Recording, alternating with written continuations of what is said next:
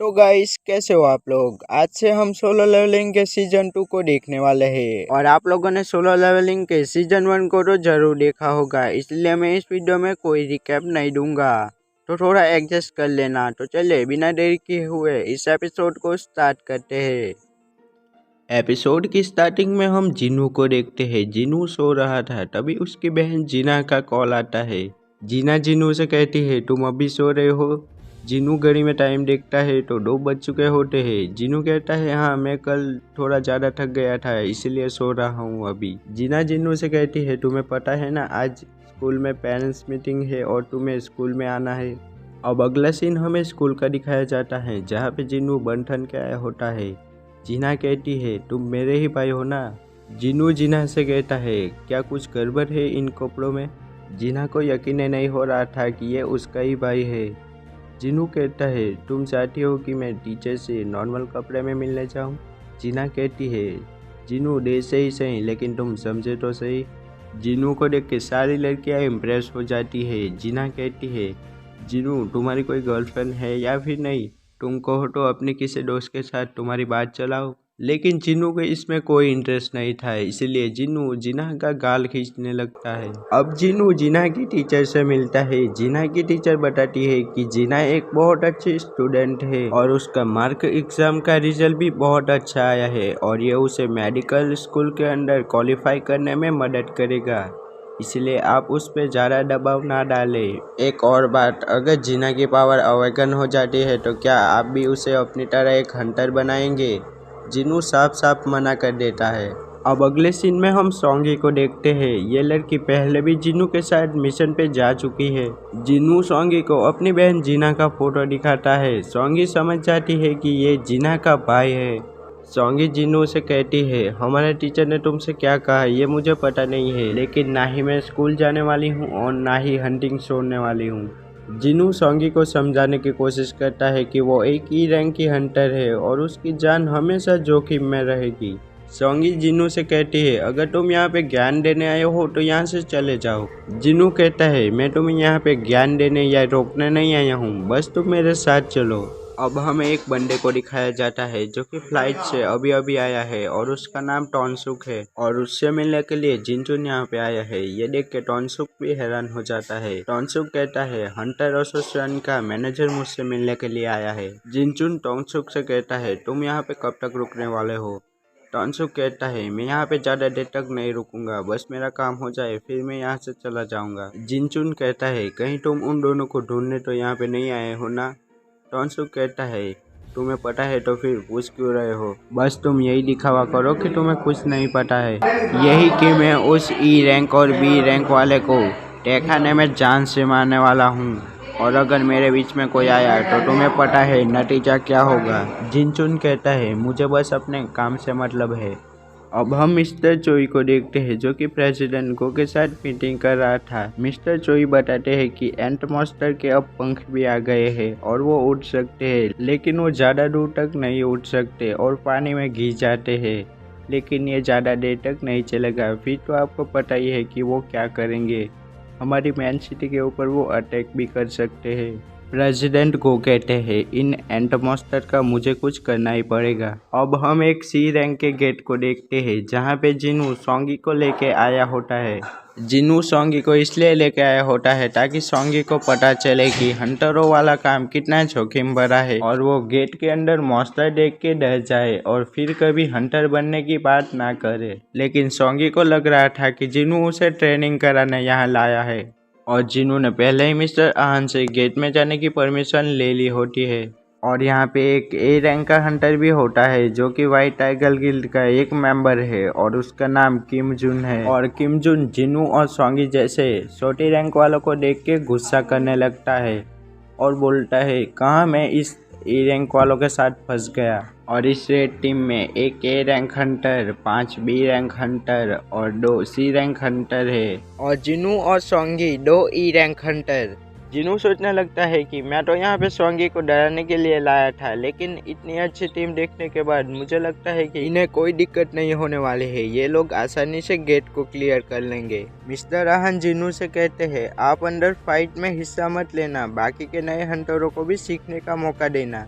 अब इनकी team gate के अंदर चली जाती है। गेट के अंदर आने के बाद जिन्नू को थोड़ा अजीब सा महसूस होने लगता है।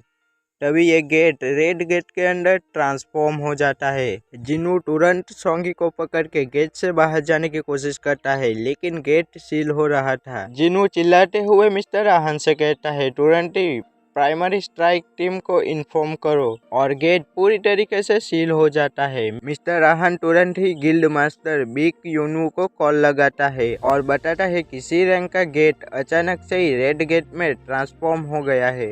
ये सुन के बिग तुरंत ही वहां आने के लिए निकल जाता है। अब हम जिन्नू और बाकी टीम को देखते हैं। ये लोग एक बर्फीली जगह पे पहुंच चुके होते हैं। सोंगी जिन्नू से पूछती है ये रेड गेट क्या होता है।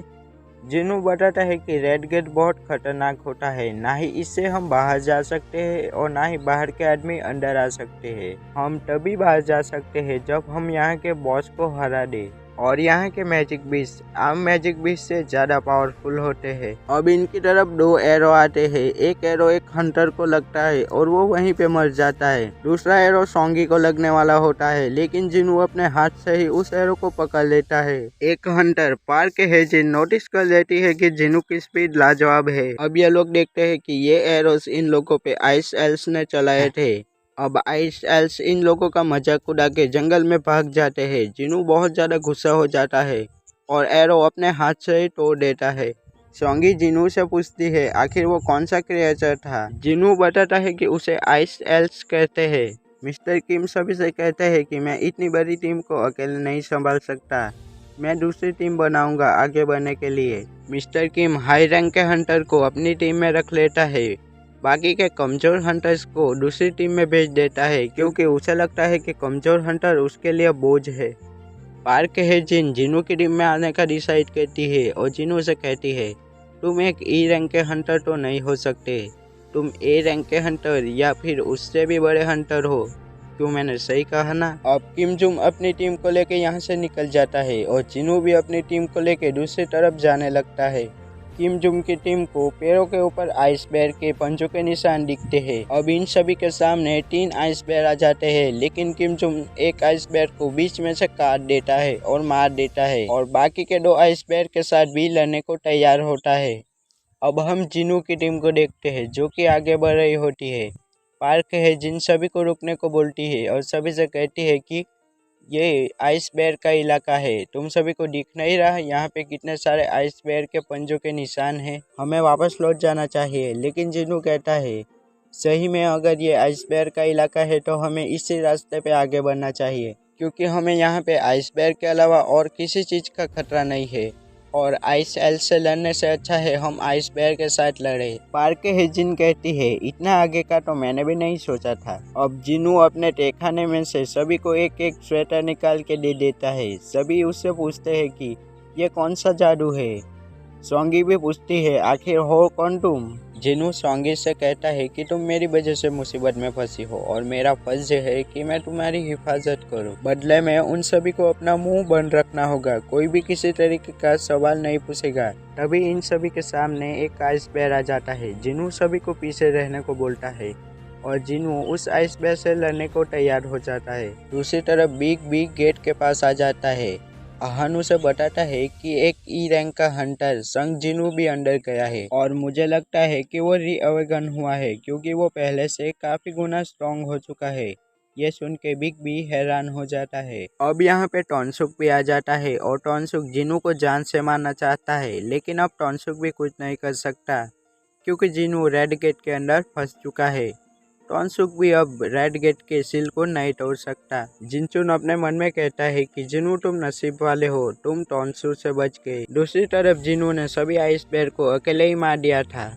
अब जिन्नू की टीम उन्हीं भालुओं को पका के खाने लगती है। अब जिन्नू की टीम को कोई खतरा नहीं था क्योंकि लगभग जिन्नू सभी आइस बेयर को मार चुका था, लेकिन शायद गुफाओं में कुछ भालू बचे हुए हो। अब खैर जिन्नू इन सभी से कह के गया था कि वो एक्सरसाइज करने जा रहा है, लेकिन जिन्नू आइस बेयर की गुफा के बाहर खड़ा हुआ होता है। आइस बेयर की गुफा से बहुत सारे आइस बेयर बाहर आ जाते हैं। जिन्नू भी अपने शैडो सोल्जर्स को समन करता है। जिन्नू के शैडो सोल्जर्स देखते ही देखते सभी आइस बेयर को हरा देते हैं, लेकिन एक आइस बेयर जो कि इनका बॉस होता है वो सभी शैडो सोल्जर्स पे भारी पड़ रहा होता है। जिन्हू आइस बेयर के बॉस के साथ लड़ने के लिए अपने सेनापति इग्रिस को भेजता है। इग्रिस बहुत आसानी से आइस बेयर के बॉस को हरा देता है। अब जिनू को पता चलता है कि इग्रिस तो उससे भी ज्यादा स्ट्रॉन्ग है और अगर इग्रिस पिछली बार अपनी तलवार के साथ लड़ता तो जरूर मुझे मार देता। अब हम किम जुन की टीम को देखते हैं जिनके सभी साथियों को आइस एल्स ने मार दिया होता है। बस किम जुन अकेला बचा होता है और वो भी आइस एल्स से डर के भाग जाता है। आखिर में हमें आइस एल्स के बॉस को दिखाया जाता है और एपिसोड 1 यहीं पे ख़त्म हो जाता है।